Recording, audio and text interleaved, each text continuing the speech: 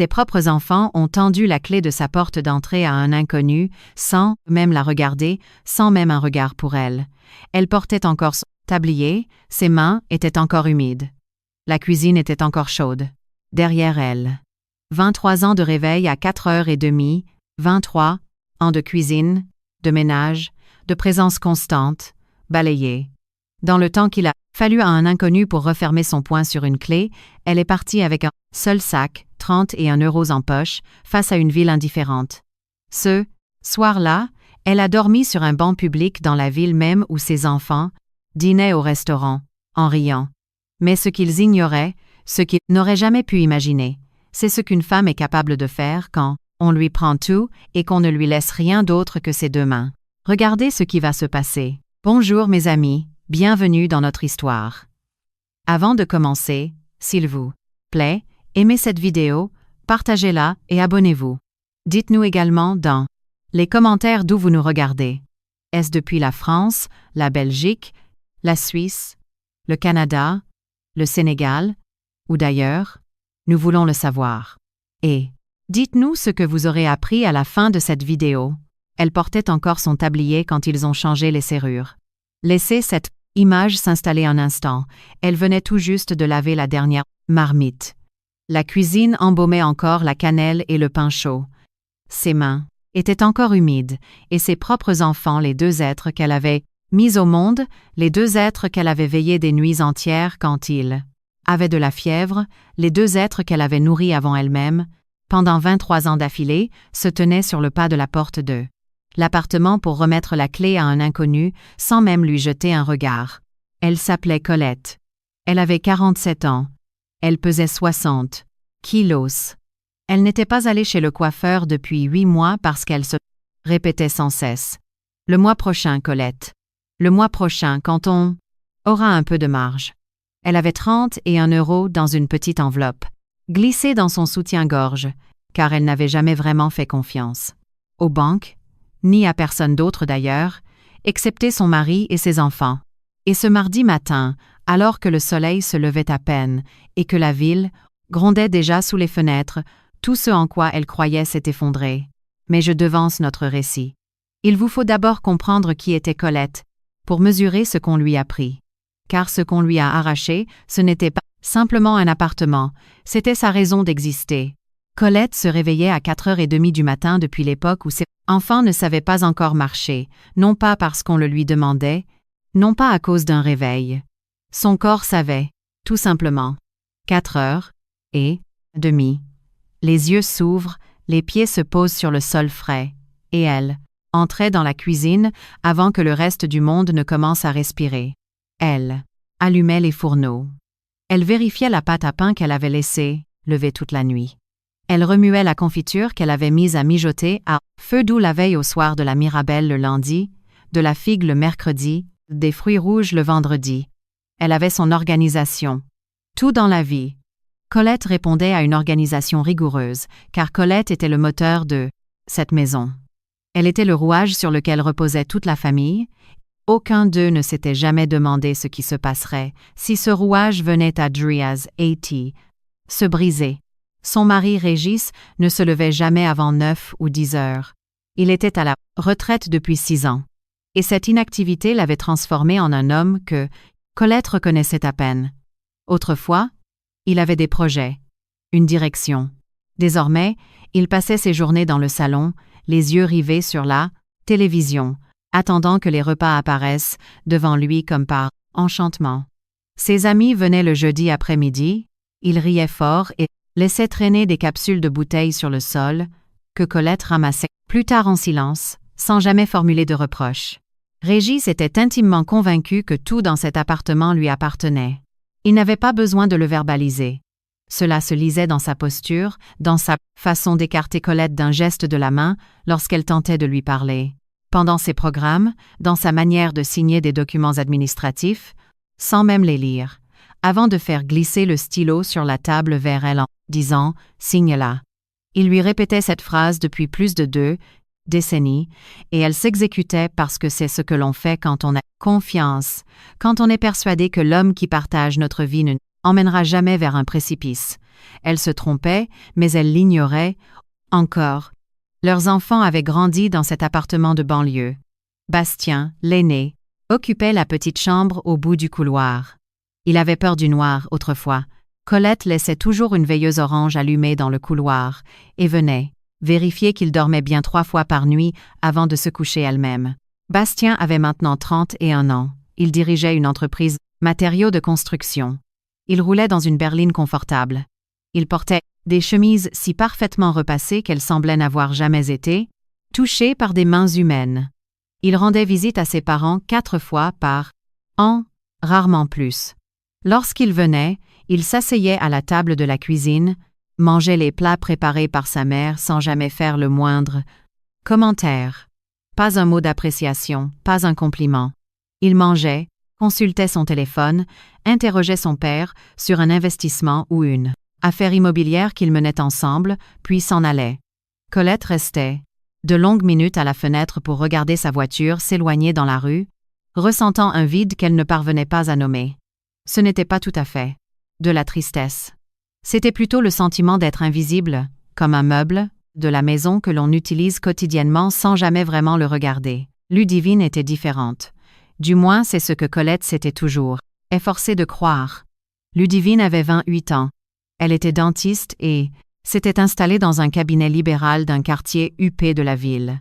Elle portait ses cheveux attachés en une queue de cheval stricte, dégageait un parfum coûteux et s'exprimait d'un ton qui laissait entendre que toutes ses décisions étaient sans appel. Elle appelait Colette de temps en temps. C'était déjà plus que Bastien, mais ses appels étaient toujours brefs, motivés par un besoin précis, un remède de grand-mère pour soulager un patient, la recette d'une tarte qu'elle souhaitait apporter pour l'anniversaire d'une consoeur. Ces appels ne commençaient jamais par un simple « Bonjour maman, comment vas-tu » Aujourd'hui, Colette se persuadait que ses enfants étaient simplement occupés, que c'était le point prix de la réussite, qu'elle les avait bien élevés, armés pour aller loin, et qu'aller loin impliquait parfois de laisser des choses derrière soi. Elle s'efforçait d'en être fière. En réalité, elle souffrait d'une grande solitude, mais c'était une solitude avec laquelle elle avait appris à cuisiner, à dormir et à composer au quotidien. Elle avait développé une petite activité artisanale. Chaque matin, une fois les tâches ménagères accomplies, elle préparait ses confitures, ses sablés et ses biscuits. Elle les conditionnait dans de petits contenants achetés chez un grossiste 2 rues plus bas. Elle les vendait aux voisins, à quelques commerces de proximité, à des clients qui en avaient entendu parler de bouche à oreille. Cela lui rapportait environ 200 € par mois, parfois un peu plus. Régis trouvait cela dégradant. « Tu te comportes comme une marchande de Dodgy. 4 saisons, lui avait-il lancé un jour. J'ai une réputation ici. Les gens me connaissent. Voir ma femme courir les rues avec ses pots de confiture, ça fait désordre. » Colette l'avait regardé un long moment sans répondre, puis était retournée à ses fourneaux. Elle avait continué à vendre ses confitures. C'était un mercredi quand Bastien l'avait appelée pour lui annoncer sa venue, avec Ludivine. Tous les deux, ensemble, un mercredi. Colette avait senti son estomac se nouer en apprenant la nouvelle. Ce n'était pas de la peur, plutôt cette impression que l'on éprouve juste avant l'orage, quand l'atmosphère change, que le vent tombe et que tout se fige. Elle n'en laissa rien paraître. Elle nettoya l'appartement de fond en comble. Elle prépara un repas soigné. Elle dressa la table avec soin. Ils arrivèrent à midi. Bastien entra le premier. Il portait un costume sombre et tenait un porte-documents en cuir sous le bras. Ludivine le suivait, vêtue d'un chemisier blanc et d'un pantalon de tailleur noir, affichant cette attitude, détachée et professionnelle qu'elle adoptait en toutes circonstances. Une réunion de travail, pas une visite familiale. Ils s'assirent. Ils ne touchèrent pas au plat que Colette avait disposé sur la table. « Maman » commença Ludivine d'un ton posé, presque clinique, comme si elle récitait un texte appris par cœur. « Il y a un problème avec l'appartement. » Colette s'assit lentement sur une chaise. « Quel genre de problème ?»« Un problème de régularisation administrative », expliqua Bastien en ouvrant son dossier en cuir. La propriété n'est pas enregistrée sous le bon statut au cadastre. Il y a un redressement fiscal en cours avec les services de la mairie. Si nous ne réglons pas cela immédiatement, cela pourrait prendre des proportions juridiques graves. Il fit glisser une liasse de documents épais sur la table. Colette jeta un regard sur les feuillets. Ils étaient couverts de termes complexes, de jargon juridique, de paragraphes denses qui lui donnaient vertige. Elle prit la première page et tenta de la déchiffrer. Les mots se mélangeaient.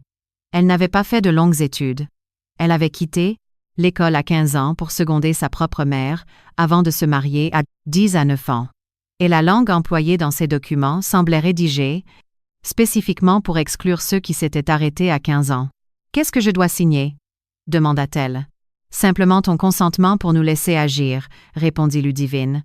Sa voix restait douce, rassurante. « C'est une décharge administrative pour confirmer que tu es informé de la situation et que tu nous autorises à gérer les démarches légales avec les huissiers et l'administration.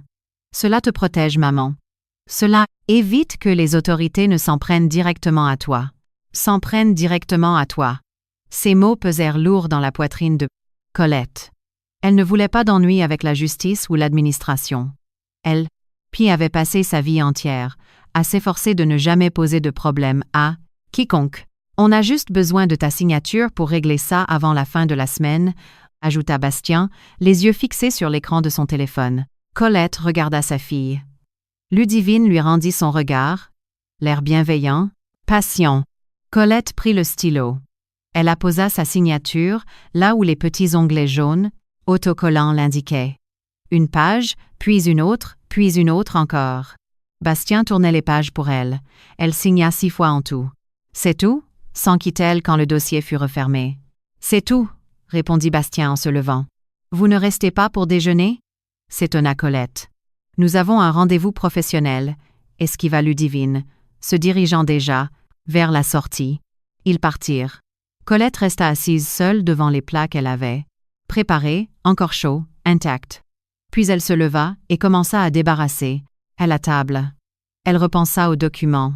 Elle se répéta que tout allait bien. Elle s'efforça de chasser ses inquiétudes. 4 jours plus tard, on frappa à la porte. Il était tôt, 7 heures du matin.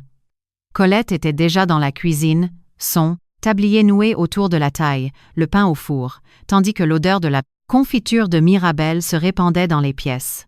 On frappa à nouveau, plus fort, d'un coup sec, officiel, sans équivoque. Elle ouvrit la porte.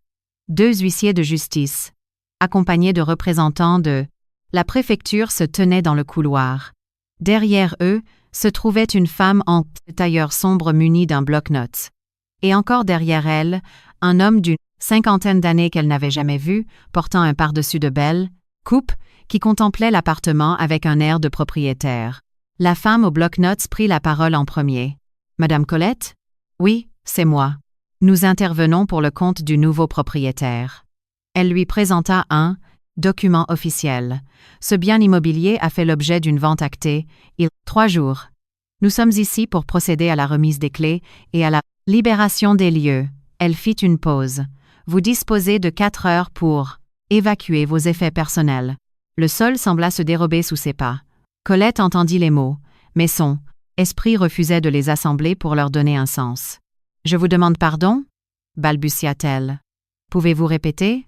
L'homme au pardessus s'avança. « J'ai acheté cet appartement, dit-il, sans animosité, mais avec une fermeté absolue. La transaction a été finalisée en bonne et due forme devant notaire. L'acte de vente a été signé par toutes les parties concernées. » Il l'observa avec une pointe de pitié. Les mains de Colette se mirent à trembler. « Mes enfants, » dit-elle lentement. « Mes enfants m'ont dit qu'il s'agissait d'un simple document de régularisation administrative. Je regrette s'il y a eu un manque de transparence au sein de votre famille, » répondit l'acheteur. Un silence pesant s'installa dans le couloir, et dans ce silence, la vérité s'abattit sur Colette comme un édifice qui s'écroule pièce par pièce, étage par étage, jusqu'à ce qu'il ne reste plus rien de debout. Elle composa d'abord le numéro de Bastien.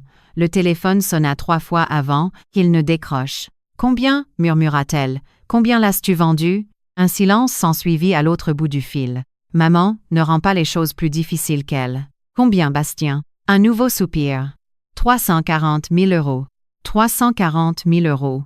Pour cet appartement qu'elle avait astiqué, chaque jour pendant 23 ans. Pour ces murs qui avaient abrité chacune de ses prières. Pour cette cuisine où elle s'était levée à 4h30, chaque matin, comme une horloge. Et pour moi? Demanda-t-elle. Qu'est-ce que je reçois? Le silence fut encore plus lourd cette fois-ci. Bastien, qu'est-ce que j'ai, maman? Sa voix se fit patiente, de cette patience condescendante que l'on adopte face à quelqu'un qui manque de raison. Tu n'as jamais figuré sur le titre de propriété. L'appartement était au nom de papa, suite à la succession de ses parents. Il avait parfaitement le droit d'eux. Elle raccrocha. Elle tenta d'appeler Ludivine. Le téléphone de sa fille bascula directement sur la messagerie vocale. Colette posa l'appareil sur le plan de travail de la cuisine. Elle resta immobile. Le pain était encore au four. La confiture achevait de mijoter. L'appartement sentait bon tout ce qu'elle avait patiemment construit. C'est alors qu'elle entendit la voix de son mari s'élever de la chambre. Elle se dirigea vers la porte et découvrit Régis, assis sur le bord du lit, entièrement habillé, une petite valise de voyage posée à ses pieds. Il leva les yeux vers elle, et ce qu'elle lut sur ses traits n'était ni de la honte, ni du regret. C'était du soulagement. Le soulagement flagrant d'un homme qui attendait de partir et venait enfin de trouver le prétexte nécessaire. Régis, sa voix était à peine audible. Qu'est-ce que c'est que ça? Il s'élève et ajusta son col. Je fréquente quelqu'un d'autre, dit-il simplement. Ces quelques mots furent prononcés sur le ton de la conversation courante, comme s'il annonçait qu'il venait de croiser le voisin ou qu'il devait appeler le plombier. Net. Détaché. Définitif. Elle a un appartement dans un quartier agréable de l'autre côté de la ville. Le produit de la vente de l'appartement est réparti entre les enfants et moi. J'espère que tu comprendras, Colette. On n'a jamais vraiment été heureux. Ensemble. Elle resta sur le pas de la porte et regarda l'homme qui avait partagé sa vie. Pendant 23 ans prendre sa valise et passer devant elle sans l'effleurer, sans même lui accorder un regard. Elle entendit ses pas résonner, dans le couloir. Elle entendit la porte d'entrée s'ouvrir, puis se refermer. L'appartement retomba dans un calme de plomb, troublé seulement par le léger frémissement de la confiture sur les fourneaux. Elle s'en alla éteindre le feu. Puis elle s'assit sur le sol de la chambre, car ses jambes refusaient de la porter davantage. Elle ne pleura pas. Elle en avait envie, mais la douleur était trop immense pour se traduire par des larmes. C'était cette souffrance sourde qui pèse derrière les yeux, qui serre la coîtreuse poitrine et rend chaque inspiration difficile. Elle resta assise sur le sol de cette chambre qui n'était plus la sienne, dans cet appartement qui venait de lui être retiré, dans cette vie qui, visiblement, ne lui avait jamais appartenu. Elle y resta jusqu'à ce que les huissiers frappent de nouveau à la porte. Il vous reste 2 heures. Elle ne prit qu'un seul sac, non pas parce qu'elle n'avait rien d'autre à emporter. Elle possédait 23 ans de souvenirs. Ses vêtements dans l'armoire, ses livres de recettes accumulés au fil du temps, un petit portrait d'elle à 22 ans, tout juste mariée, riant face à l'objectif, cette jeune femme qu'elle avait été et qui ignorait tout de l'avenir. Elle ne prit qu'un sac parce que ses mains s'activaient d'elles-mêmes et que son esprit avait choisi de la protéger en s'anesthésiant. Elle prit quelques affaires. Elle prit la photo. Elle prit la petite enveloppe contenant ses 30 et 1 euro, puis elle contempla sa cuisine une dernière fois. Les ustensiles restaient sur place. Ils faisaient partie du bien vendu, visiblement. Ses marmites, sa cuillère en bois poli par des années d'usage, son petit carnet de notes où elle consignait ses recettes d'une écriture appliquée. Elle glissa le carnet dans son sac. Elle quitta l'appartement avec son sac unique, son carnet de notes et ses 30 et 1 euro, sans se retourner. Elle savait que si elle jetait un regard en arrière, elle se laisserait glisser sur le sol du couloir et refuserait de bouger, obligeant les autorités à la déloger de force. Et il lui restait un peu de dignité. Pas beaucoup, mais un peu. Dehors, la ville s'activait, indifférente. C'est ce qui la frappa lorsqu'elle franchit le porche de l'immeuble et que le tumulte, la chaleur, l'odeur des pots, d'échappement et la foule l'assaillirent d'un coup. La vie continuait son cours. Les bus passaient en grinçant. Les livreurs à scooter se faufilaient entre les fourvoitures. Les gens marchaient d'un pas pressé ou flânaient, parlaient au téléphone, transportaient des paquets, menaient leur existence ordinaire de mardi matin. Personne ne prêta attention à elle. Personne ne remarqua cette femme au sac unique et aux yeux rougis. Debout au bas des marches d'un immeuble, dont elle venait d'être expulsée, elle n'avait nulle part où aller. Absolument nulle part. Elle n'avait pas de famille proche dans la région. Sa mère était décédée 12 ans auparavant. Sa seule amie s'était installée à l'étranger en 2019. Elle avait passé tant d'années confinée dans cet appartement, dévouée à cette famille, enfermée dans son rôle d'épouse, de mère, de cuisinière et de ménagère, qu'elle s'était peu à peu coupée du reste du monde, sans même s'en rendre compte. Elle commença à marcher, sans but. Elle savait seulement qu'elle devait rester en mouvement, car s'arrêter équivalait à sombrer, et elle redoutait sa propre réaction si elle venait à s'arrêter. Elle arpenta donc les rues animées, son sac en bandoulière sur l'épaule, tandis que la rumeur de la ville l'enveloppait, comme un décor étranger. En fin d'après-midi, ses pieds la brûlaient d'avoir tant marché. Elle découvrit un petit square. Elle s'assit sur un banc. Elle observa les pigeons. Je regarda une jeune mère arrêter sa poussette pour ajuster la couverture de son nourrisson avec une infinie délicatesse, et Colette dut détourner les yeux. Elle regarda le ciel changer de teinte à mesure que le jour déclinait. Il lui restait 29 €.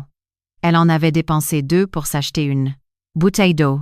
Quand les réverbères du square s'allumèrent et que les bancs commencèrent à se vider, Colette ne bougea pas. Elle n'avait pas d'autre refuge. Elle serra son sac contre sa poitrine et resta assise dans la pénombre. Et pour la première fois depuis le matin, elle s'autorisa à pleurer. Elle pleura sans bruit, de cette manière discrète qu'ont les femmes qui se sont efforcées d'être fortes toute leur vie. La bouche fermée, les épaules à peine secouées, les larmes coulant d'elle-même. Elle pleura sur son appartement, sa cuisine, sa cuillère en bois, sur la jeune femme de 22 ans qui riait sur la photo sans savoir ce qui l'attendait, et sur toutes ces matinées commencées à 4h30 pour des personnes qui dormaient à présent dans des lits confortables, quelque part dans cette même ville, sans avoir une seule pensée pour elle. Elle pleura jusqu'à ce que ses larmes se tarissent. Le square devint alors très sombre, la fraîcheur de la nuit s'installa, et Colette s'enveloppa de son sac, comme d'une couverture de fortune avant de fermer les yeux sur ce banc public, au cœur d'une ville qui avait pourtant été son foyer. Elle avait 47 ans. Elle possédait 29 €, un carnet de recettes. Et quelque part dans cette ville, sa fille dormait dans un logement qu'elle avait contribué à financer, au cœur d'une existence pour laquelle Colette s'était sacrifiée sans jamais compter. Elle ignorait ce que faisait Ludivine à cet instant précis. Elle ignorait que sa fille posait alors un acte qui resterait gravé dans sa mémoire pour le reste de ses jours. Ludivine dînait dans une brasserie.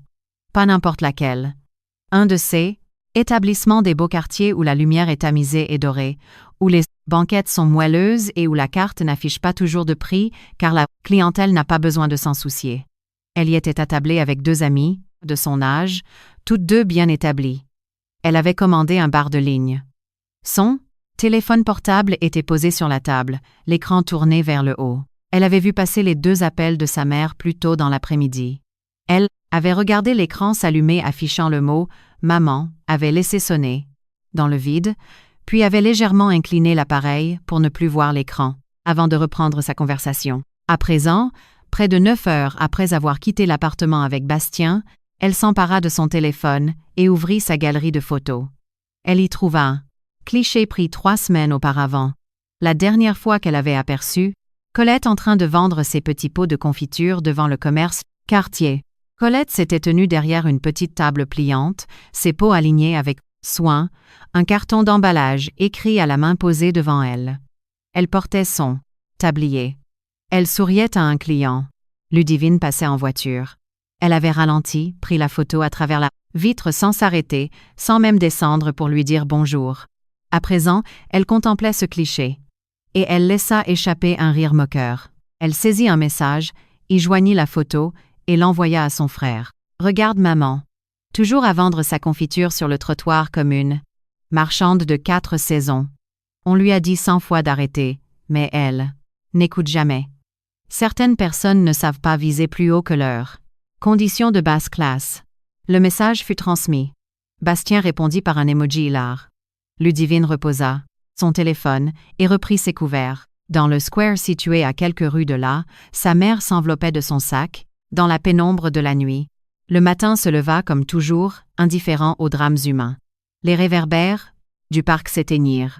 Les oiseaux commencèrent à chanter, suivis par le grondement lointain de la ville qui s'éveillait, des moteurs qui démarrent, une radio lointaine. Les pleurs d'un enfant, toute cette machinerie d'une journée qui se remet en marche. Colette ouvrit les yeux.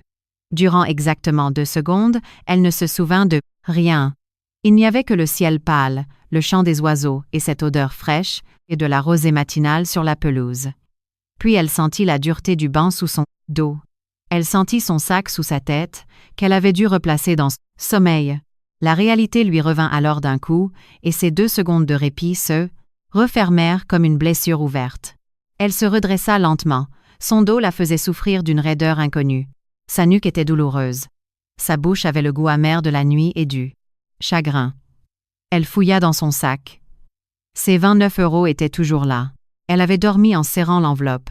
Elle se leva. Ses articulations étaient douloureuses. Elle gagna les sanitaires. Public du square, s'aspergea le visage d'eau fraîche et s'observa dans le miroir usé au-dessus du lavabo. Elle resta là un long moment, immobile. Elle détailla les rides au coin de ses yeux, les fils d'argent qui marquaient ses tempes, les traits de cette femme qui avait passé 47 ans à proie, veiller sur le bien, être de tous, sauf du sien. « Ça va hier », murmura-t-elle à son reflet. Non pas parce que c'était le cas. Elle le prononça parce qu'elle avait besoin d'entendre le son de sa propre voix, de s'assurer qu'elle existait encore, qu'elle était toujours une personne, qu'elle ne s'était pas simplement volatilisée à l'instant où la porte de son appartement s'était refermée sur elle. Elle s'essuya le visage avec le revers de son chemisier et retourna vers son banc. Elle s'assit et regarda le parc s'animer peu à peu. Les joggeurs d'abord, puis les propriétaires de chiens et enfin les personnes âgées qui avançaient, pas à pas, avec application. Elle possédait 29 €. Elle n'avait rien mangé depuis la veille au danse matin et son corps le lui rappelait d'une manière qu'elle ne pouvait plus ignorer. Elle se leva et se dirigea vers une boulangerie en bordure du square. Elle y acheta un café noir et une tartine beurrée pour 3,50 €. Elle s'installa sur un banc public pour manger, avec une lenteur qui la surprit en elle-même. Chaque bouchée était mesurée car son esprit avait déjà fait compte. Ce repas n'était pas un simple déjeuner, c'était une ressource précieuse qu'il convenait de ménager. Elle prit son temps. Elle mangea jusqu'à la dernière miette, but son café, jusqu'à la dernière goutte, puis jeta proprement l'emballage dans la corbeille, fidèle aux habitudes de toute une vie, même quand celle-ci venait de voler en éclats. Il lui restait 25,50 €. Elle se remit en marche. Durant la première heure, elle avança sans but. Laissant porter par le flot des passants à travers des rues qu'elle reconnaissait à peine, devant des vitrines qui ouvraient leurs rideaux de fer, des écoles qui accueillaient les enfants en classe et une petite église devant laquelle quelques paroissiennes s'assemblaient. Elle s'arrêta à un arrêt de bus pour reposer ses pieds douloureux. Elle posa son sac à terre et fixa le sol. C'est alors qu'une femme apparut. Elle était âgée, 70 ou 75 ans, des cheveux blancs simplement tirés en arrière et un visage si marqué par les rides qu'il ressemblait à une carte géographique pleine de détails. Elle transportait 2 lourds cabas de commission et progressait, pas lent, courbé sous le poids, mais avec une expression de pure détermination sur les traits. L'attitude d'une personne habituée à porter des fardeaux toute sa vie et ayant simplement renoncé à s'en plaindre. Elle s'arrêta elle aussi à l'abri du abribus. Elle posa un premier sac au sol, tenta de déposer le second avec plus de délicatesse, mais ses mains tremblèrent et le sac retomba lourdement. Colette se leva. C'était un réflexe pavlovien, la même habitude qui la tirait du lit à 4h30 du matin, où lui faisait débarrasser une table sans qu'on le lui demande. Elle s'empara des 2 cabas avant que la vieille dame ne puisse protester. « Laissez-moi vous aider », dit Colette. La vieille dame l'observa. Son regard n'était pas méfiant, pas encore chaleureux, simplement observateur, de cette manière qu'ont les personnes âgées, de dévisager les inconnus, avec le calme de ceux qui ont trop vu pour Presser. « Ce n'est pas nécessaire, répondit-elle. « Je sais, répliqua Colette. Où allez-vous? » Elle s'appelait Yvette. Elle habitait à 3 rues de là, dans une petite maison, de ville enserrée entre deux immeubles plus récents, une de ces bâtisses que l'urbanisme moderne avait mystérieusement épargnée. À l'arrière se trouvait une courette en béton, agrémentée de quelques plantes survivant dans des pots ébréchés. Tout au bout de cette cour se dressait une petite dépendance en maçonnerie, une ancienne remise d'environ 10 mètres carrés dotée d'un toit en tôle et d'une porte en bois qui ne fermait pas tout à fait, ainsi que d'une fenêtre sans vitre, obturée par un morceau de bâche en plastique épais fixé avec l'adhésif. Yvette remarqua le regard de Colette. « Mon mari avait construit cela autrefois, dit-elle. Une remise. Mais je n'y entrepose plus rien depuis bien longtemps. » Elle fit une pause. « J'avais pensé de louer à un étudiant ou à quelqu'un de passage, mais je n'ai jamais pris le temps de mettre une annonce. » Colette garda le silence, les yeux toujours fixés sur la petite dépendance dont la bâche plastique captait les rayons du soleil matinal. « Vous cherchez un logement ?» demanda Yvette, tout de suite, avec cette franchise directe qu'ont les personnes âgées qui n'ont plus de temps à perdre. Avec les faux semblants. Colette se tourna vers elle. Se gorge ses serra. Elle acquiesça d'un simple mouvement de tête, rapide et discret. Yvette l'observa attentivement. Son sac unique. Les traces de fatigue autour de ses yeux. Ses mains qui venaient d'aider une inconnue avec ses commissions parce que même au milieu de sa propre détresse, cette femme ne pouvait s'empêcher de gagner blondes. Se rendre utile. « Combien pouvez-vous donner ?» s'enquit Yvette. « J'ai 25 €, répondit Colette. « Et 50 centimes. »« Donnez-moi 15 €, trancha Yvette, pour les 2 premières semaines. On verra pour la suite après. » Elle se dirigea vers la porte arrière de la maison. « Venez.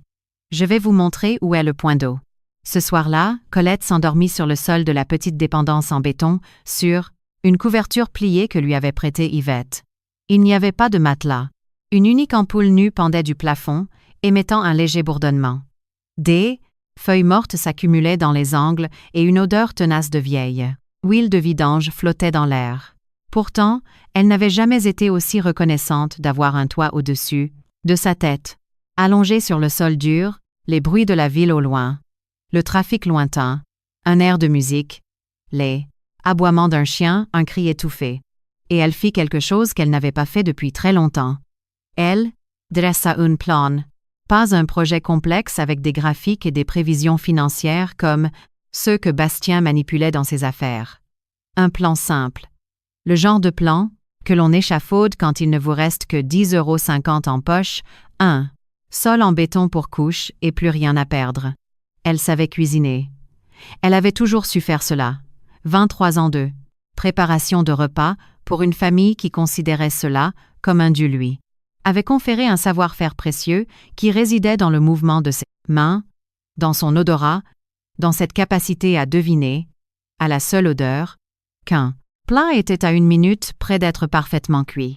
Elle maîtrisait les confitures. Elle maîtrisait les biscuits. Elle connaissait les préparations qu'elle réalisait depuis que ses enfants étaient en bas âge.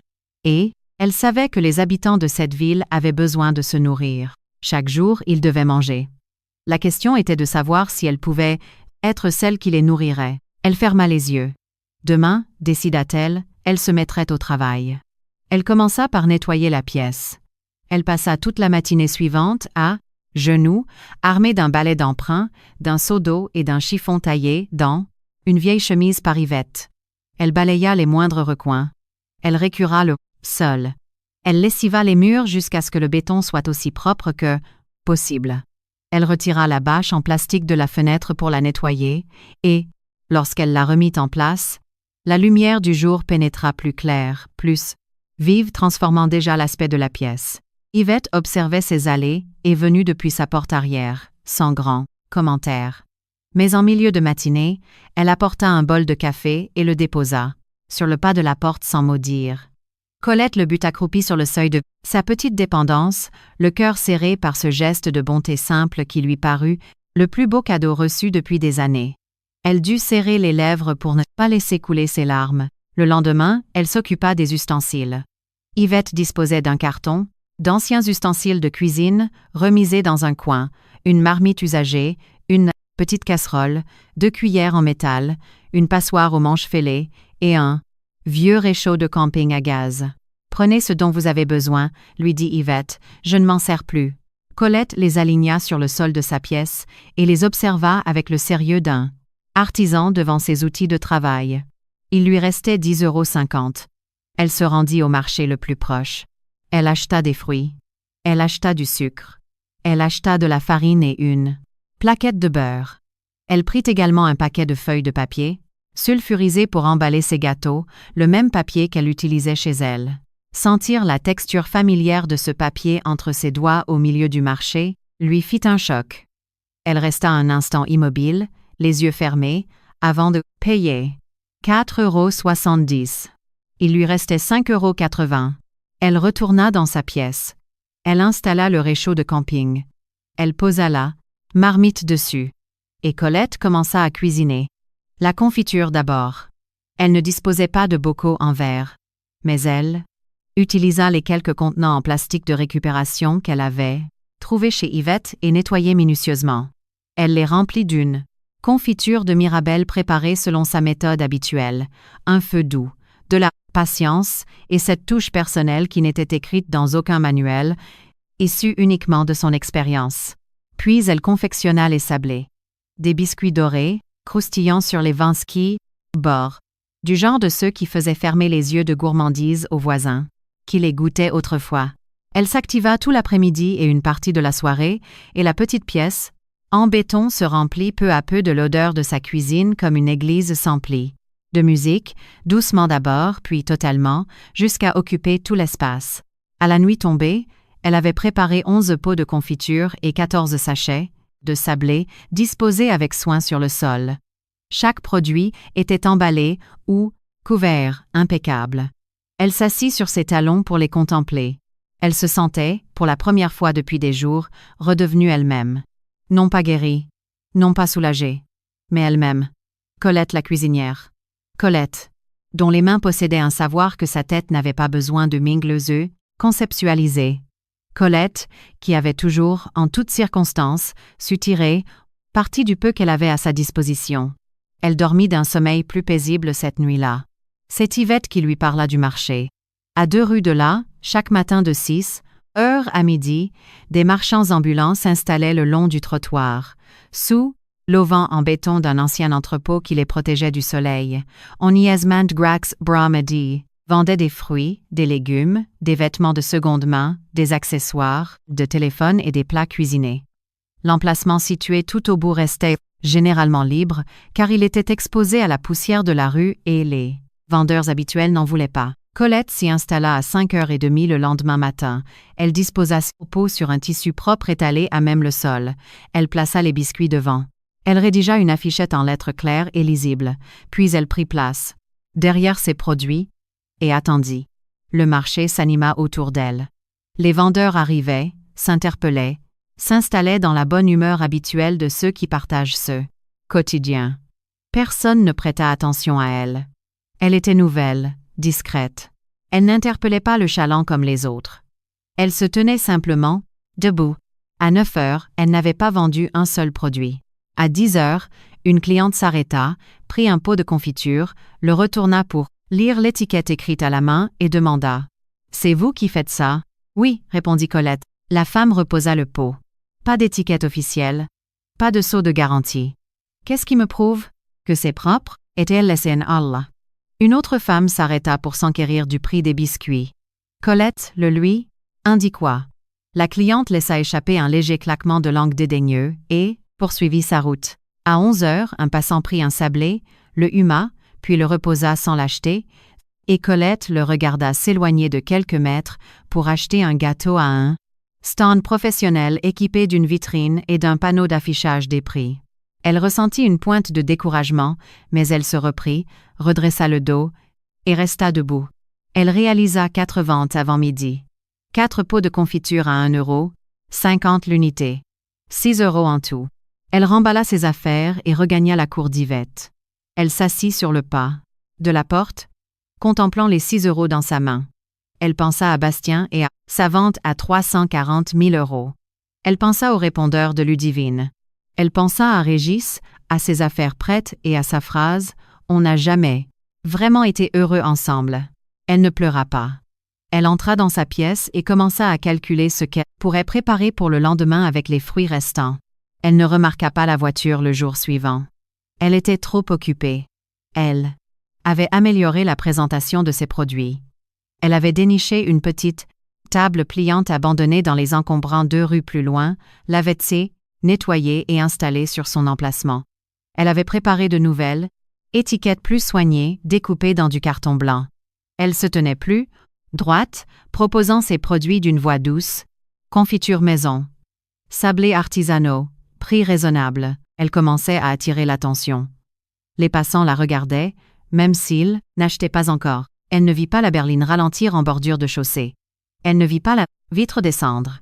Elle ne vit pas Ludivine l'observer de derrière ses lunettes de soleil, contemplant sa mère installée derrière sa petite table pliante avec ses pots de récupération et ses cartons écrits à la main, avant de saisir son téléphone. La voiture redémarra. Colette ignorait que le cliché que sa fille venait de prendre faisait déjà l'objet d'un message en cours de rédaction. Elle ignorait les mots qui y étaient associés. Elle ignorait que dans l'heure qui suivrait, 34 personnes allaient voir sa silhouette sur un groupe de discussion et que la plupart y répondraient par des émojis moqueurs, tandis qu'une femme qu'elle ne connaissait pas commenterait. La pauvre. Elle en est restée là. Elle ignorait tout cela. Elle s'efforçait simplement de vendre sa confiture. Elle réalisa 11 ventes ce jour-là, 14,50 € de recettes. C'était un progrès. Quelque chose changeait. Un début de renouveau, comme la première pousse qui reverdit après un incendie. Mais la photo circulait déjà, passant de téléphone en téléphone, alimentant les conversations moqueuses autour des tables des cafés branchés. Le cliché d'une femme en tablier debout derrière une table de fortune, pris à son insu, par sa propre fille comme une plaisanterie. Et quelque part dans la ville, 34 personnes s'amusaient de la situation de Colette. Elle n'en savait rien. Et elle ignorait que, ce faisant, Ludivine venait de commettre une grave erreur. Elle apprit la vérité un jeudi. Non pas par Ludivine, ni par Bastien, aucun membre de sa famille ne communiquait plus avec elle, ayant signifié de la manière la plus définitive qu'ils en avaient terminé avec elle. C'è Yvette qui lui en parla. La petite fille d'Yvette lui rendait visite le jeudi. Une étudiante nommée Coralie, âgée d'une vingtaine d'années, les yeux toujours rivés sur l'écran de guerre, son téléphone. Coralie s'était installée dans la cuisine d'Yvette pour l'aider à écosser des haricots. Et à un moment donné, elle leva les yeux de son écran pour demander. « Mamie, tu connais la dame qui loge dans ta dépendance ?» Yvette répondit par l'affirmative. Coralie tourna alors son écran vers elle. « C'est elle ?» Yvette plissa les yeux pour examiner l'image. Elle se leva lentement, se dirigea vers la porte arrière et regarda de l'autre côté de la cour, vers la petite pièce en béton où Colette s'activait. Elle reporta son attention sur la photo. « Où as-tu trouvé ça ?» s'enquit Yvette. « Ça tourne sur les réseaux », répondit Coralie. Quelqu'un l'a partagé sur plusieurs groupes locaux. Le texte dit. Elle s'interrompit, baissant les yeux vers l'écran, son expression changeant à mesure qu'elle réalisait la portée de la plaisanterie. Le texte dit. Ma mère qui vend sa confiture sur le trottoir. Elle ne sait pas faire grand-chose d'autre. Coralie posa l'appareil face contre table. Il y a déjà plus de 200 mentions d'appui. Yvette resta silencieuse un long moment, puis elle se dirigea vers la cuisinière pour mettre l'eau à bouillir. Elle resta un moment immobile, le regard fixe, le dos tourné à sa petite fille. « Ne lui en parle pas ce soir », finit-elle par dire. « Mamie. » Elle commence à peine à remonter la pente, reprit Yvette d'une voix très douce. « Laisse-la passer une nuit tranquille. » Elle lui annonça la nouvelle le lendemain matin. Colette revenait des sanitaires quand Yvette l'interpella depuis sa porte arrière. « Viens prendre un café un instant. » Ce n'était pas une invitation, mais une affirmation tranquille. Colette s'installa à la table de la cuisine d'Yvette. Celle-ci lui servit une tasse, puis s'assit en face d'elle, joignant ses mains sur la table, et lui raconta toute l'histoire. La photo, le texte associé, les groupes de discussion, les 200 réactions. Colette l'écouta sans un mot, sans un geste. Quand Yvette eut terminé, la pièce retomba dans le silence. Dehors, la ville s'éveillait. Colette fixa sa tasse. Elle a pris la photo depuis sa voiture, dit-elle, sur le ton de l'évidence. « Oui », répondit Yvette. Colette serra la tasse entre ses mains pour en ressentir la chaleur, s'efforçant de se concentrer sur cette sensation physique pour empêcher son esprit de s'égarer là où elle ne pouvait se permettre d'aller. Là où elle imaginait ça. Fille, confortablement installée dans sa voiture, la regardant sur le trottoir et choisissant de la prendre en photo pour s'en moquer plutôt que de descendre. Pour lui dire « Maman, laisse-moi t'aider. Maman, je regrette. Je ne pensais pas que tu en arriverais là. » Elle ne sait pas faire grand-chose d'autre. La mâchoire de Colette se contracta. Elle but une gorgée de café. « Je peux la voir ?» demanda-t-elle. Yvette hésita, puis appela Coralie, qui entra discrètement et tendit l'appareil à Colette. Colette examina l'image. Elle y découvrit cette femme en tablier, debout, derrière sa petite table, avec ses peaux alignées, son écriteau en carton, le dos, bien droit, et le regard concentré. Elle s'observa comme s'il s'agissait d'une inconnue, avec détachement, et elle y découvrit ce que l'auteur du message n'avait pas l'intention de montrer. Elle y découvrit une femme debout. Une femme expulsée de chez elle 9 jours plus tôt avec 31 € et un sac de voyage, et qui n'avait pas fléchi. Qui avait nettoyé une pièce, insalubre avec du savon d'emprunt, préparé de la confiture sur un réchaud de camping, déniché une table dans la rue et s'était installée à l'angle d'un marché poussiéreux, s'efforçant de tenir bon malgré l'indifférence des passants, les remarques dédaigneuses et les rejets. Cette femme était toujours là. Elle restitua l'appareil à Coralie. « Merci, dit-elle simplement. Elle se tourna vers Yvette. « Merci de m'avoir prévenue. » Elle prit sa tasse et regagna sa pièce. Elle pleura durant exactement 11 minutes. Elle le sut car elle gardait les yeux fixés sur le petit réveil qu'Yvette lui avait prêté et qui reposait au sol, près de sa couverture. Elle s'assit en tailleur sur le béton et laissa couler ses larmes, la main plaquée sur la bouche, pour ne pas faire de bruit. Le chagrin, silencieux d'une femme habituée à dissimuler sa peine. Elle pleura la petite fille que Ludivine avait été. Celle qui venait se réfugier, dans son lit, les soirs d'orage, pressant son visage contre son cou pour s'apaiser au rythme de sa respiration. Celle qui s'asseyait sur le plan de travail de la cuisine pour l'observer, préparer les repas, en l'interrogeant sur chaque geste, curieuse de tout. Celle qu'elle avait accompagnée chez le dentiste, à l'âge de 5 ans, lui serrant la main durant toute la consultation, avant de lui offrir un jus de fruits pour s'asseoir avec elle sur un muret à la sortie de la clinique. Ludivine lui avait dit alors « Maman, plus tard, c'est moi qui serai le docteur, pas le patient. » Et Colette avait souri en embrassant son manji front. « Alors tu le seras, ma puce. » Elle s'était investie pleinement pour cela. Elle avait travaillé, cuisiné, nettoyé et vendu ses confitures pour 200 € par mois pour que ce vœu se réalise. Elle y avait mis tout son cœur. Chaque réveil à 4h30. Chaque plat déposé devant des enfants qui ne levaient pas les yeux, leur assiette. Et sa fille l'avait prise en photo depuis sa voiture pour s'en moquer auprès de ses relations. 11 minutes passèrent. Colette s'essuya le visage du revers de la main. Elle se leva. Elle organisa ses ustensiles et alluma le réchaud de camping. Elle allait préparer une nouvelle fournée de confiture. Et cette fois-ci, elle en ferait plus que la veille.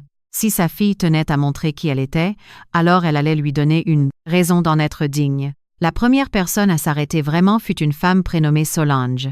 Colette l'avait déjà remarquée au marché, pressant le pas, toujours au téléphone, dégageant cette assurance naturelle qui incite les gens à s'écarter sur son passage. Elle avait à peu près l'âge de Colette, des traits affirmés, une autorité tranquille. Elle s'arrêta un vendredi matin. Colette était installée depuis 6 heures. Était un peu plus de 8 heures. Le soleil commençait à se faire lourd.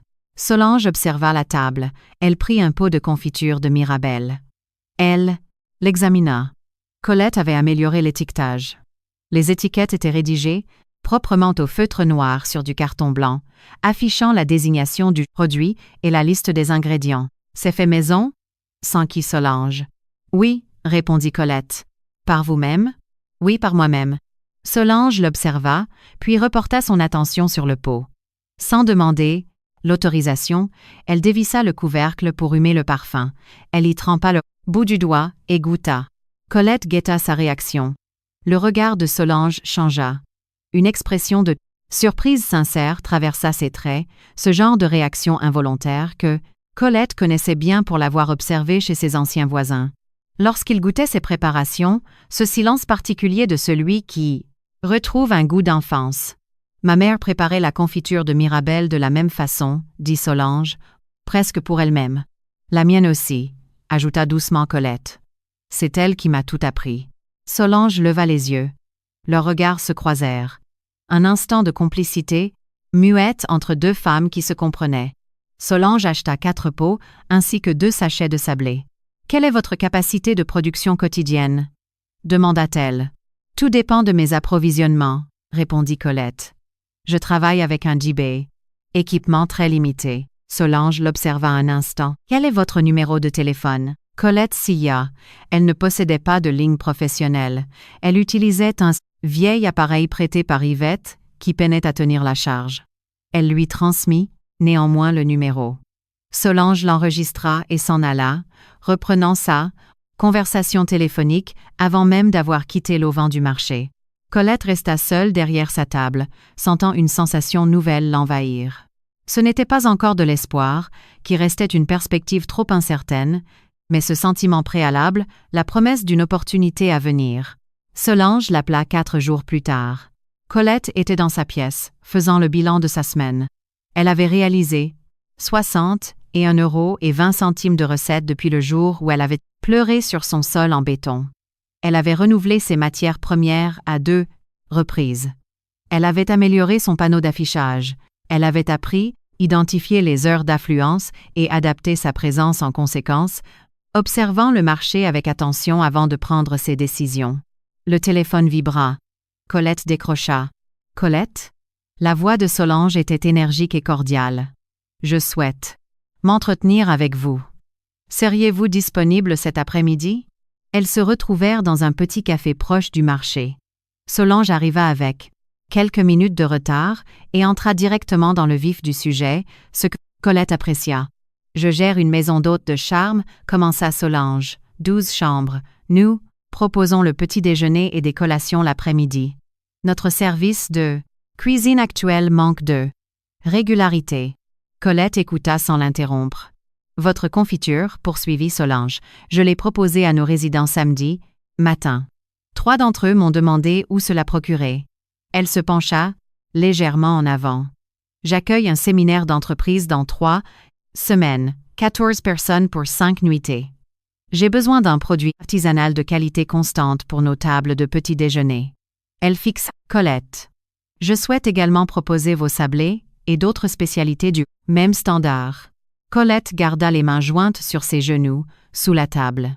Quels sont vos tarifs? S'enquit Solange. Par unité? Soyez franche. Colette réfléchit au prix qu'elle pratiquait sur le marché. 1,50 € le pot de confiture, 1 € le sachet de sablé. Elle évalua ses coûts de dri. Reviens, le temps nécessaire, les réveils de l'aube. 2 € pour les confitures, annonça-t-elle. 1,75 € pour les sablés. Solange l'observa un court instant. Je vous propose 2,25 € pour les confitures et 2 € pour les sablés, à une condition. Laquelle? Une régularité absolue dans les livraisons. Pas d'imprévu. Une commande fixe. Chaque semaine, livrée à la maison d'hôte avant 7 heures du matin. Pensez-vous pouvoir assurer ce rythme? Le cœur de Colette se mit à battre à tout rompre, mais elle s'efforça de garder un ton calme. Quel volume cela représente-t-il? Demanda-t-elle. Commençons par 150 unités par semaine, confiture et sablé. Confondus. Si les retours sont positifs, nous augmenterons la commande. Colette fit le calcul mentalement. 150 unités à environ 2 €, dit de moyenne, cela représentait un peu plus de 300 € par semaine. Pour un seul client. Issu d'une simple rencontre autour d'un pot de confiture, sur un marché de quartier. Oui, répondit Colette, je peux le faire. Solange lui tendit la main, que Colette serra d'une poignée ferme. Elle était pourtant terrifiée. Elle ne disposait que d'un réchaud de camping et d'une marmite de prêt dans une pièce en béton, sans véritable fenêtre. Pas de réfrigérateur, pas de matériel de conditionnement professionnel, pas d'étiquette de marque. Mais elle avait accepté. Car l'heure n'était pas hésitation. C'était le moment de relever le défi et de se donner les moyens de Réussir. Elle regagna la cour d'Yvette le dos bien droit, l'esprit déjà occupé par les cours d'Yvette. Calcul, l'organisation et la liste des investissements à réaliser avec ses 60 et 1,20 €. Elle s'installa à sa table et ouvrit son carnet de notes. Sur une page vierge, elle inscrivit « Besoins, coûts, étapes de réalisation ». Elle y travailla durant 2 heures. Yvette lui prêta 40 €. « Tu me rembourseras quand tu le pourras », lui dit-elle simplement. Ce n'est rien. Colette en mesura toute la valeur mais se contenta d'un merci sincère. Avec ses 100 €, elle se rendit dans une zone commerciale de l'autre côté de la ville, prenant 3 bus successifs. Elle y acheta des bocaux en verre de qualité avec couvercles hermétiques, une 30aine, ce que son budget lui permettait. Elle prit du matériel d'emballage, une grande marmite d'occasion en bon état et ses matières premières en quantité, ce qui s'avérait plus économique. Elle revint chargée de paquets, installa le tout dans sa pièce et contempla le goût résultat. L'endroit ressemblait désormais à un espace de travail. Modeste. Haut. Mur de béton, mais fonctionnel. Elle se mit à l'ouvrage dès le soir même, travaillant jusqu'à 2 heures du matin. Elle se réveilla à 4h30, fidèle à son rythme naturel, pour reprendre sa tâche. Au lever du jour, 62 pots de confiture étaient alignés sur le sol pour refroidir et 40 et un sachet de sablé étaient prêts à être livrés dans 4 jours. Elle était prête. Yvette frappa à sa porte à 7 heures, apportant un café et 2 tranches de pain. Elle observa les pots alignés, puis regarda Colette. Elle ne dit rien, si forte de son expérience de la vie qui lui avait appris que certains instants se passent de commentaires. Elle posa le plateau et se retira. Colette but son café debout, contemplant sa production. Et pour la première fois, depuis l'arrivée des huissiers à sa porte, elle ressentit un sentiment qui n'était ni de la tristesse, ni de la peur, ni cette froide volonté de survie qui la maintenait debout. Elle ressentait une motivation nouvelle.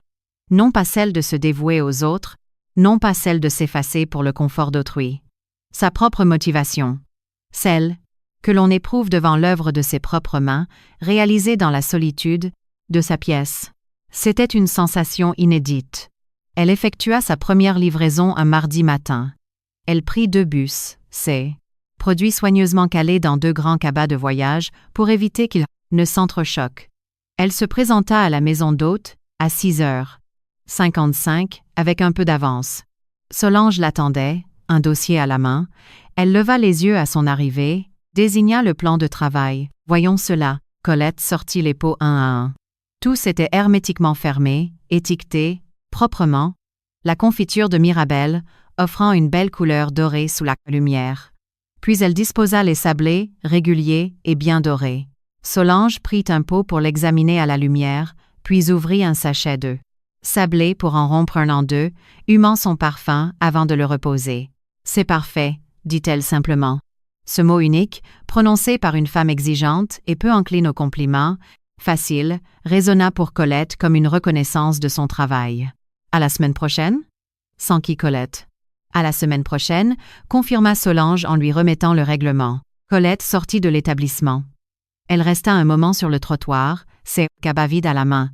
La ville s'activait autour d'elle, au milieu du bruit des moteurs, des voix et des odeurs de cuisine d'un restaurant voisin.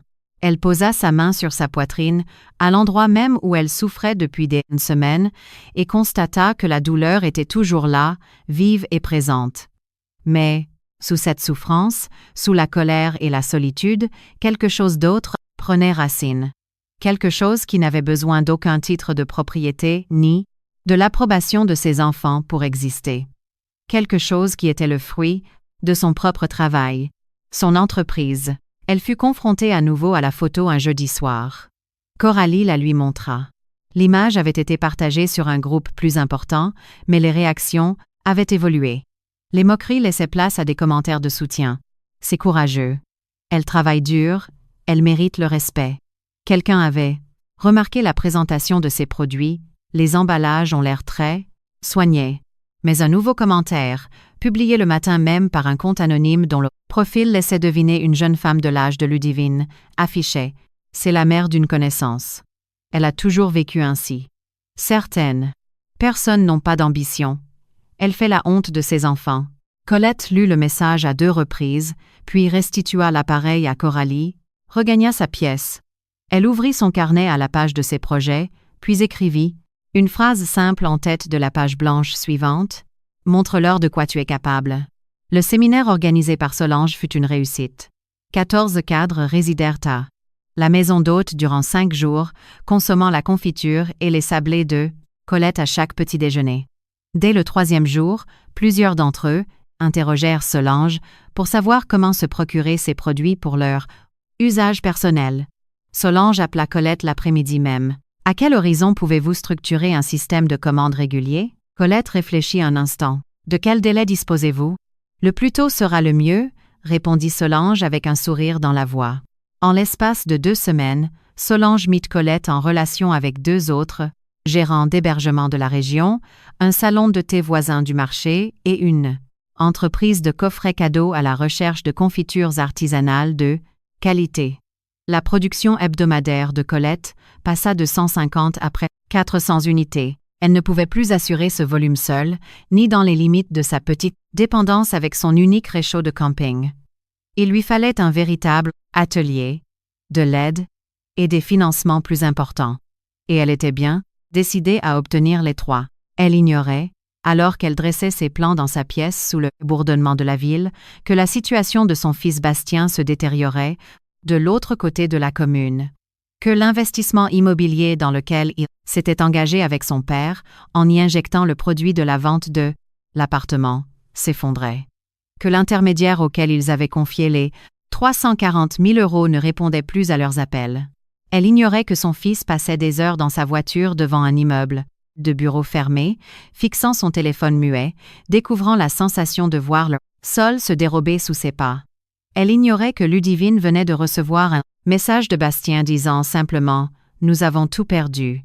Elle se concentrait sur ses calculs de matières premières, d'emballage et de matériel de cuisson, planifiant son développement, tandis que l'univers de ses proches commençait à s'effondrer. C'est au sujet de Régis qu'elle reçut les premières nouvelles. Non pas par ses enfants, mais par Gisèle, une commerçante du marché au fait de toutes les rumeurs du quartier grâce à son réseau d'informations informelles. « Ton mari » commença Gisèle en se penchant vers elle à son étal de légumes, d'un ton confidentiel. « J'ai entendu dire que les choses se passaient mal pour lui. La personne avec qui il était parti l'a quitté. Et pour ce qui est de l'argent ?» Elle s'interrompit, observant la réaction de Colette. « Tu ne tiens pas ça de moi. » Colette acquiesça lentement, sans faire de commentaire. Elle retourna derrière sa table de vente et contempla la rue sans y prêter attention. Elle revit Régis à l'âge de 10 à 9 ans, la première fois qu'elle l'avait aperçu. Il riait devant un commerce, les mains dans les poches, d'un rire si franc qu'elle s'était arrêtée pour le regarder. Elle avait épousé ce rire. Elle avait passé 23 ans à tenter de préserver la bonne humeur d'un homme qui avait peu à peu cessé de s'intéresser à elle. Elle ne ressentait aucune satisfaction devant ses revers. Aucune tristesse non, plus. C'était un sentiment plus complexe, le regret du temps perdu. De toutes ces années consacrées à quelqu'un qui n'avait jamais su en apprécier la valeur. Le regret d'avoir donné sans compter dans une maison où sa générosité était consommée de manière habituelle, comme une ressource acquise, dont on ne remarque la présence que lorsqu'elle vient à manquer. Elle vendit 42 unités ce jour-là. Sa meilleure journée au marché. Elle rentra, compta sa recette et s'endormit. Elle trouva son nouvel atelier 3 mois après son accord avec la maison d'hôte. L'opportunité se présenta par l'intermédiaire de Solange, qui continuait de l'accompagner dans son développement. Une femme prénommée Léontine possédait un petit local de plain-pied à proximité du marché. Cet espace avait abrité une boulangerie autrefois et disposait encore des équipements de base, un four professionnel, une hotte d'aspiration, des plans de travail en inox et un point d'eau fonctionnel. Léontine cherchait à le louer depuis 8 mois sans succès, car elle en demandait un loyer supérieur au marché, se refusant à toute concession car son défunt mari avait aménagé ce local de ses mains. Solange organisa une rencontre un mercredi après-midi. Léontine avait 63 ans, le regard vif et observateur. Un portrait de son époux était Ève suspendue derrière le comptoir, et elle y jetait des regards fréquents, comme pour poursuivre un dialogue entamé de longue date. Elle observa Colette. Colette examina le local. Le four, les plans de travail, la hotte. Elle se tenait au centre de cet espace où flottait encore une vague odeur de pain cuit, promesse d'un avenir possible. Je ne suis pas en mesure de régler la totalité du loyer demandé pour le moment, dit Colette en fixant le four, avec franchise et sans chercher à s'excuser. Je peux vous proposer 70% du montant dans un premier temps, et je m'engage à régler les 30% restants d'ici 6 semaines. Léontine l'observa. Comment comptez-vous vous y prendre? Colette lui fit face. J'ai 4 clients réguliers qui me demandent un volume de production supérieur à mes capacités actuelles. Dès que j'occupe ce local, ma capacité de livraison double et mes revenus progressent en conséquence. Elle fit une pause. Je ne sollicite pas une faveur. Je vous propose un accord équitable entre deux femmes qui connaissent la valeur du travail. Une lueur de compréhension passa dans le regard de Léontine. Elle jeta un œil au portrait de son mari, puis se tourna vers Colette. « Top là pour 6 semaines, dit-elle. »« Marché conclu, » répondit Colette. Elles se serrèrent la main. Colette régla le solde du loyer en 5 semaines et 2 jours.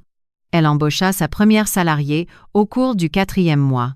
Elle s'appelait Muriel. Elle avait 34 ans, venait de se séparer de son conjoint et vivait chez sa mère avec ses 2 enfants. Elle possédait un réel savoir-faire en pâtisserie que Colette remarqua immédiatement lorsque Muriel s'arrêta un matin devant son stand pour réorganiser la disposition des sablés, ajustant la présentation avec l'œil d'une professionnelle.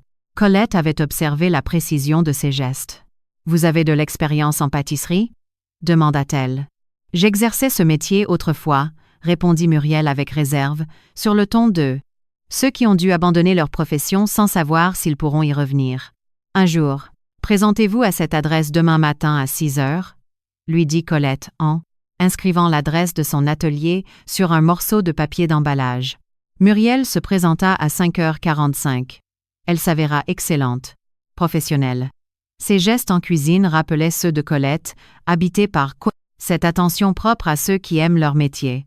En l'espace d'une semaine, elle prit en charge la fabrication des sablés en toute autonomie, permettant à Colette de se consacrer au développement de sa gamme de confitures, à la création de nouvelles saveurs et à la concrétisation d'un projet qui lui tenait à cœur depuis plusieurs semaines, créer sa marque. Non pas de simples produits artisanaux vendus sous son prénom, mais une marque structurée, dotée d'une identité propre, capable de figurer sur les rayons d'un commerce de qualité sans déparer. Elle en discuta avec Muriel un soir, alors qu'elle nettoyait les plans de travail en inox, de cette voie tranquille qui s'établit entre personnes partageant le même effort, sans nécessité de se regarder tant les mains sont occupées. « Quel nom aimeriez-vous lui donner ?» s'enquit Muriel. Colette prit le temps de la réflexion. Elle revit sa petite dépendance en béton, sa fenêtre sous bâche, sa marmite de prêt, et ses matinées commencées à l'aube, qui prenaient désormais une signification nouvelle. Ce n'était plus une contrainte, mais un choix personnel. Son choix. « Douceur de chez nous », répondit Colette. Muriel s'interrompit dans son nettoyage et la regarda. « C'est parfait, dit-elle simplement. C'est tout à fait cela. » La rencontre avec le représentant de l'enseigne de distribution survint un mardi. Un homme prénommé Gauthier se présenta à l'atelier, orienté par Solange qui lui avait vanté la qualité des produits de Colette. Gauthier gérait les approvisionnements pour un réseau de 3 épiceries fines implantées dans les beaux quartiers de la ville. Des commerces soignés, aux rayons impeccables, qui proposaient des produits artisanaux de qualité. Il goûta 4 préparations. Après la dernière dégustation, il resta un moment silencieux. « Je souhaite référencer vos produits dans nos 3 points de vente », annonça-t-il. « Nous commencerons par une période d'essai de 8 semaines. Si les ventes suivent, nous régulariserons le contrat. » Colette s'installa en face de lui dans le petit espace de bureau qu'elle avait aménagé au fond du local, équipé d'une table, de 2 chaises et d'une plante verte offerte par Yvette, qui s'épanouissait sur le rebord de la fenêtre. « Je dois finaliser mes emballages », précisa-t-elle, « faire imprimer des étiquettes de marque, standardiser le format des pots et obtenir l'agrément des services d'hygiène. C'est indispensable, convint-il. « Je peux vous accorder 60 jours pour finaliser ces démarches. 50 jours, proposa Colette. Il l'observa, un léger sourire aux lèvres, appréciant son sens des affaires. 50 jours, accepta-t-il. Elle obtint l'agrément en 38 jours. Elle ne perdait plus de temps. Désormais, les étiquettes imprimées arrivèrent un vendredi. Colette ouvrit le colis dans son atelier et en saisit un exemplaire. « Douceur de chez nous », écrit en lettres d'un ton chaleureux. En dessous, figurait la mention « Fabrication artisanale, faite avec soin » et plus bas, sa propre signature, celle qu'elle apposait sur ses courriers, appliquée, régulière, la signature d'une femme engagée dans son travail. Muriel s'approcha pour regarder l'étiquette par-dessus son épaule. Elles restèrent un moment silencieuses, puis Muriel lui pressa l'épaule en signe « soutien » et Colette dut lever les yeux vers le plafond pour contenir son émotion, bien décidée à ne plus verser de larmes dans son atelier de travail. Elle apposa elle-même la première étiquette sur un pot de confiture, lissant les bords avec soin du bout du pouce. Elle repensa au document qu'elle avait signé 6 mois plus tôt sur la table de sa cuisine, ses feuillets aux onglets, jaunes que ses enfants lui présentaient d'un air pressé, tandis que le repas refroidissait. Elle avait signé la perte de tout ce qu'elle possédait en pensant agir pour le bien des siens. Cette étiquette portait également sa signature. Mais cette fois-ci, elle savait exactement ce qu'elle engageait. Son nom figurait sur une création qui la Katie valorisait au lieu de la dépouiller. Elle reposa le pot et s'attaqua à la suite de la production. Ces produits firent leur apparition sur les rayons du premier magasin de Gauthier, un mercredi matin. Colette s'y rendit dès l'ouverture, seule, sans en parler à personne. Elle prit le bus de bon matin et poussa la porte du commerce dès qu'elle s'ouvrit. Elle gagna le rayon des produits du terroir et découvrit l'espace réservé à sa marque, une étagère bien éclairée agrémentée d'une affichette mentionnant « Producteur local de qualité, douceur de Chesneau ». Ses confitures, ses sablés présentés dans des sachets scellés, ses étiquettes, alignées sur les étagères d'un commerce, soigné au cœur de cette ville qu'il avait vu passer une nuit sur un banc public. Elle resta de longues minutes dans l'allée. Un employé du magasin s'approcha pour lui proposer son aide, mais elle le remercia d'un sourire et il s'éloigna. Un client d'un certain âge prit un pot de sa confiture de Mirabelle, en examina l'étiquette, le retourna pour lire la composition puis le déposa simplement dans son panier de courses, du geste habituel de celui qui choisit un produit de qualité. Colette le regarda s'éloigner. Elle s'adossa à l'étagère, plaqua sa main contre sa poitrine et respira profondément. Elle avait été expulsée de chez elle avec 31 €. Elle avait passé d'une nuit dehors. Elle avait pleuré sur un sol en béton. Et aujourd'hui, sa création figurait sur les rayons d'un commerce de choix. Douceur de chez nous. Elle prit une inspiration. Elle sortit du magasin et s'assit sur un muret en tige en face de l'établissement, observant les allées et venues des clients durant une quarantaine de minutes. Elle n'était pas pressée de s'en aller. Elle souhaitait savourer cet instant avant d'être accaparée par les exigences de son activité, les commandes, les livraisons, les formalités administratives et les relations avec ses fournisseurs. Elle voulait simplement rester là, par ce matin, d'ordinaire, et mesurer le chemin parcouru. Ce qu'elle ressentait était immense. La certitude de s'être affranchie de cette image de simple exécutante, de rouage, invisible que sa famille lui avait imposée durant des années. Il s'était trompé sur son compte. Elle fit l'acquisition de sa maison au cours du 18e mois. Ce n'était pas la petite dépendance en béton, bien qu'elle ait continué à verser un loyer très supérieur à Yvette, permettant à cette dernière de faire réparer ses installations, de changer son mobilier et de participer aux frais d'études de sa petite-fille Coralie. C'était une véritable maison de ville. Une bâtisse sur 2 niveaux située dans un quartier paisible, agrémenté d'un jardinet sur le devant, d'une cuisine spacieuse et de chambres aux fenêtres équipées de vitres neuves. Elle en prit possession un après-midi, parcourant lentement chaque pièce, effleurant les murs comme pour s'assurer de la réalité de cette acquisition. Elle aménagea d'abord sa chambre, y installant un lit confortable paré de draps, choisi par ses soins dans des tons de jaune chaleureux, rappelant la couleur de sa confiture sous le soleil. Elle y passa sa première nuit et s'éveilla à 4h30, comme à son habitude. Elle resta un moment allongée dans pénombre de sa maison, savourant cet instant de calme avant de descendre, préparer son café. Certaines habitudes ne se perdent pas, elles font partie de l'identité profonde d'une personne. Se lever tôt n'était plus une contrainte subie, c'était sa façon d'être, elle la conservait. Elle était installée depuis 3 semaines quand Bastien l'appela. Elle mit un moment à identifier sa voix, car il téléphonait d'une ligne différente, dépouillé de ce ton d'assurance qu'il affichait lors de leur dernière rencontre. Maman, sa voix avait changé. Colette le perçut immédiatement, avec cette sensibilité, propre aux mères qui identifient les moindres inflexions dans l'expression de leurs enfants.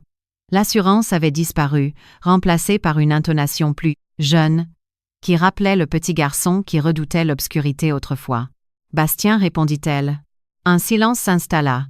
Elle l'entendit soupirer à l'autre bout du fil. Papa est hospitalisé, annonça-t-il. Son cœur donne des signes de faiblesse.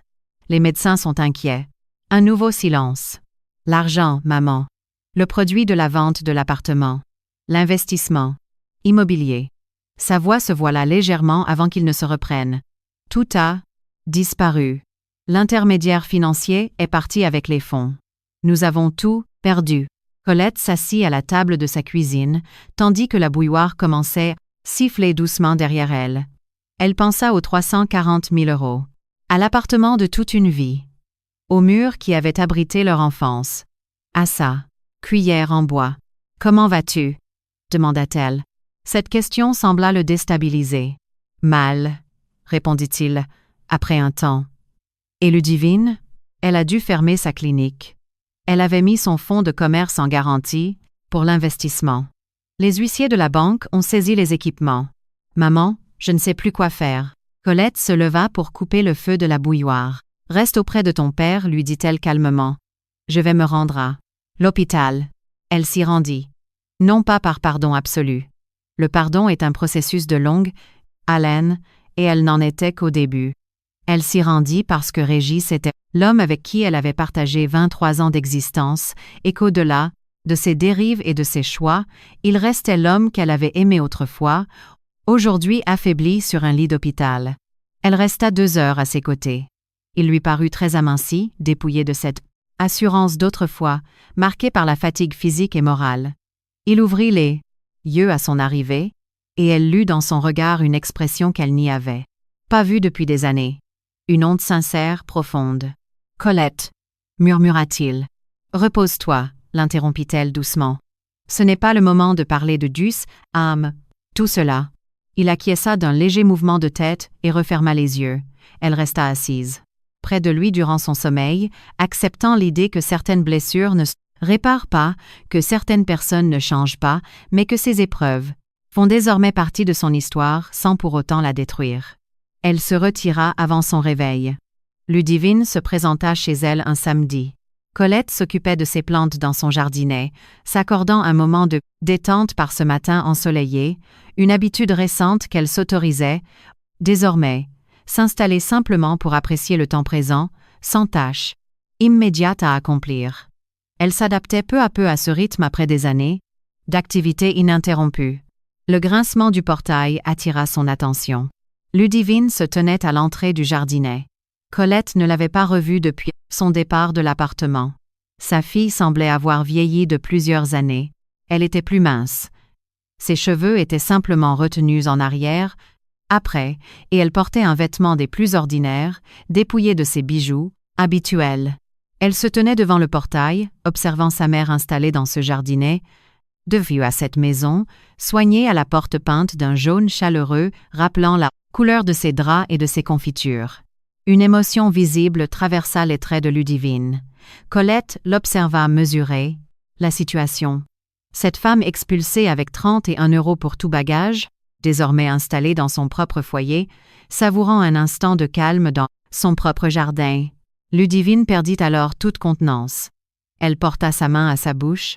Ses épaules furent secouées de sanglots et elle laissa libre cours à ses larmes, ces pleurs incontrôlés que nulle convenance professionnelle ne peut retenir.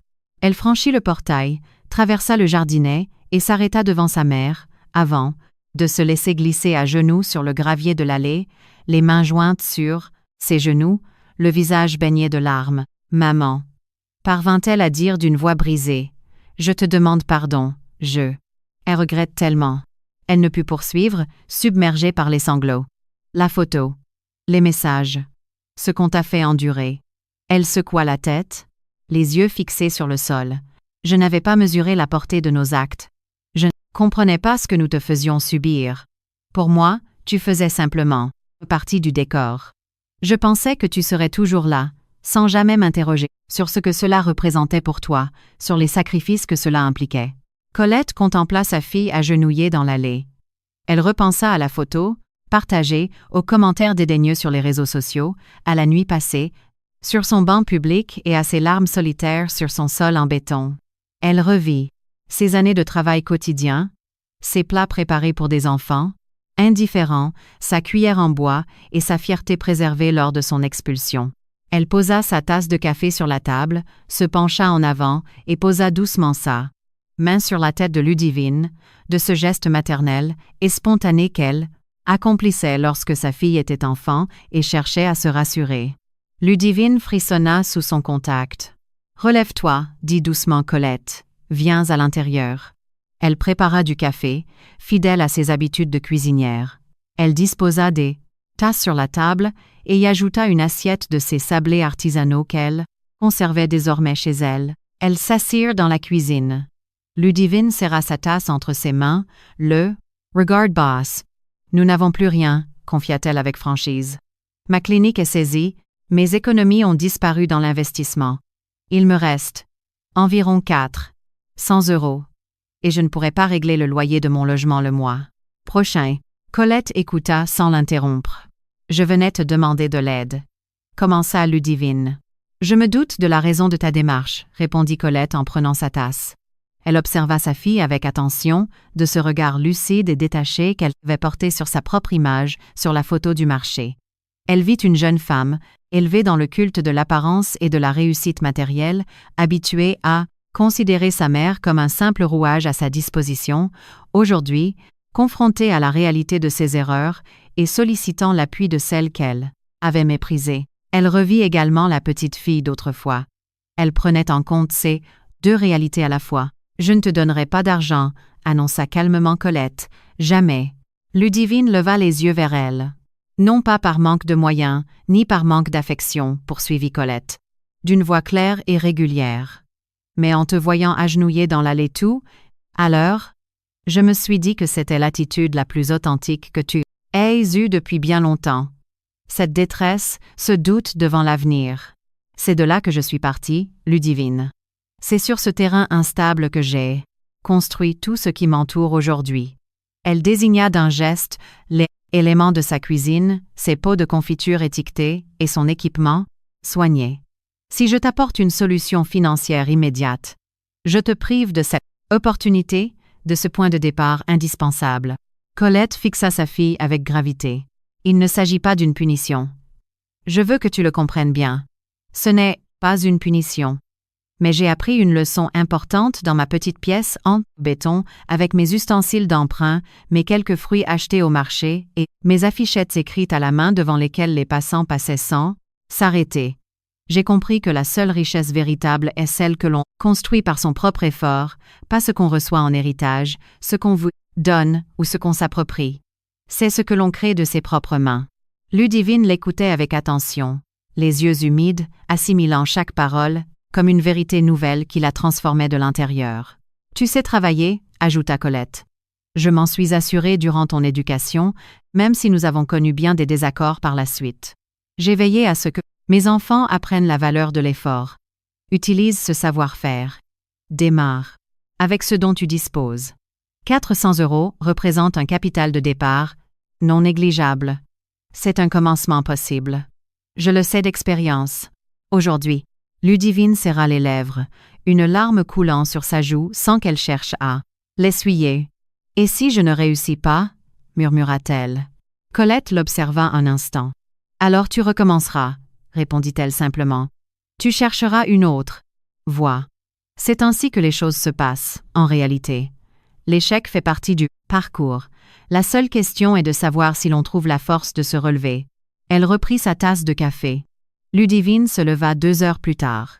Elle s'arrêta au portail du jardinet, se retourna. « Maman. » Au sujet de la photo. « Je sais, » répondit Colette depuis le seuil. « Cela ne peut s'effacer ainsi. »« C'est vrai, » admit Colette. « Mais cela ne définit pas pour autant l'avenir de nos relations. Viens me voir quand tu auras initié ton projet, pas avant.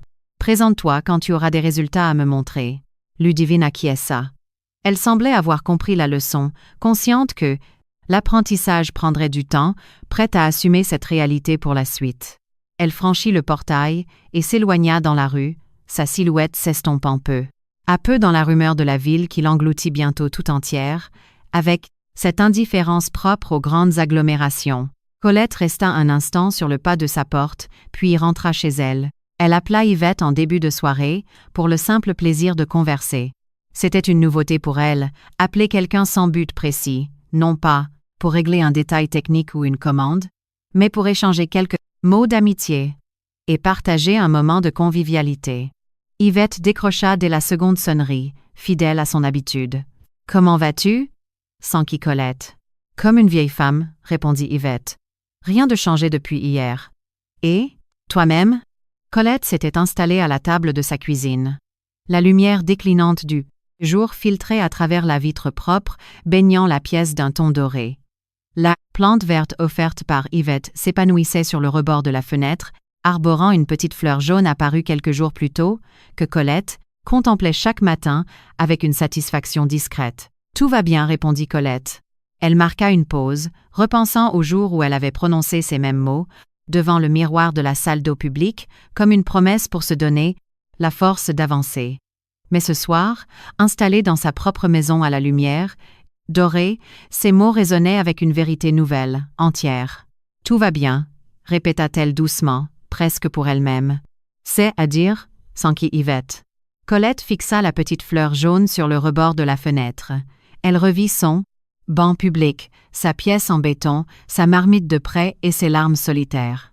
Elle repensa à sa confiture de mirabelle dorée dans ses bocaux en verre, à ses étiquettes imprimées de son nom et à sa signature appliquée. Elle revit ce client retenir son produit sur un rayon de commerce d'épicerie, fine par simple choix de consommateur. Elle revit sa fille agenouillée dans son allée. Elle repensa à toutes ces matinées commencées à 4h30 pour des personnes indifférentes, puis à toutes ces mêmes matinées consacrées à sa propre entreprise, à son projet personnel, et à l'accompagnement de femmes comme Muriel, qui avaient besoin de retrouver confiance en leurs compétences.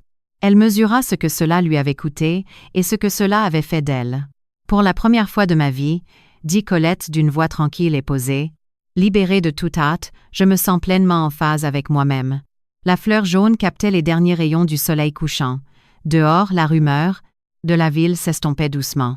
Et Colette restait assise dans sa cuisine, au cœur de son foyer et de sa propre existence, qu'elle avait patiemment rebâtie de ses mains à partir de 31 € et de son carnet de recettes, sereine et confiante en l'avenir. J'espère que cette histoire vous a plu autant que j'ai aimé la partager avec vous. Si ce récit a trouvé un écho en vous, merci d'aimer, de partager et de vous abonner. Indiquez-nous dans les commentaires d'où vous nous regardez. Merci. À vous et à bientôt pour une prochaine vidéo.